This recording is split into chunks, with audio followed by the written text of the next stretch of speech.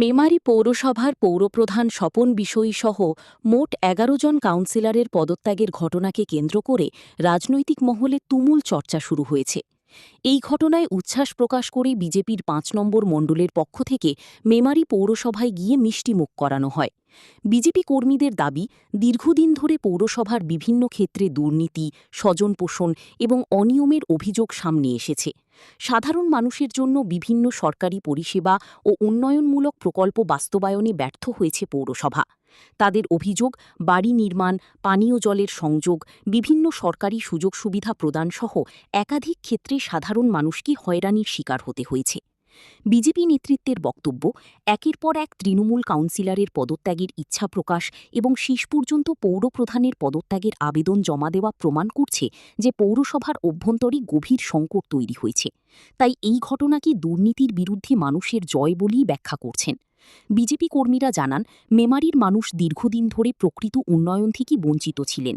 মেমারি বিধানসভার বিধায়ক মানব গুহইর নেতৃত্বে আগামী দিনে এলাকার উন্নয়ন আরও দ্রুতগতিতে এগিয়ে নিয়ে যাবে বলে মনে করা হচ্ছে। এই বিষয়ে সাংবাদিককে কী বললেন, মেমারি থেকে আশিস কুমার ঘোষের report, RL news Bangla, Memari. Chairman পদত্যাগ করেছে বলে এই যে মানুষকে লাড্ডু খাওয়াচ্ছি, আনন্দ, আমাদের আনন্দ ওনাদের সাথে শেয়ার করে নিচ্ছি।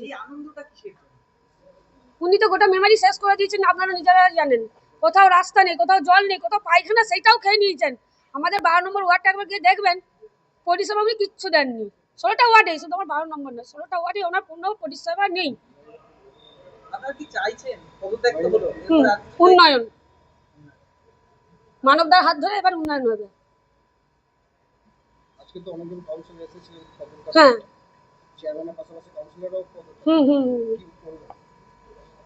চাইবো যে ওনারাও আমাদের সঙ্গে থাকুক উন্নয়নের সাথে।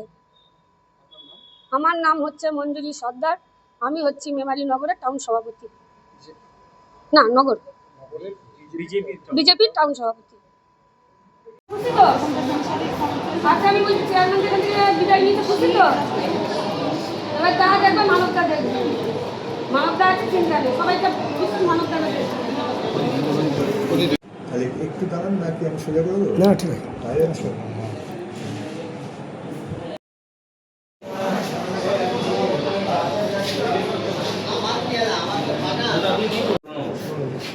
पाँच भाई है, सुनील मुर्मू।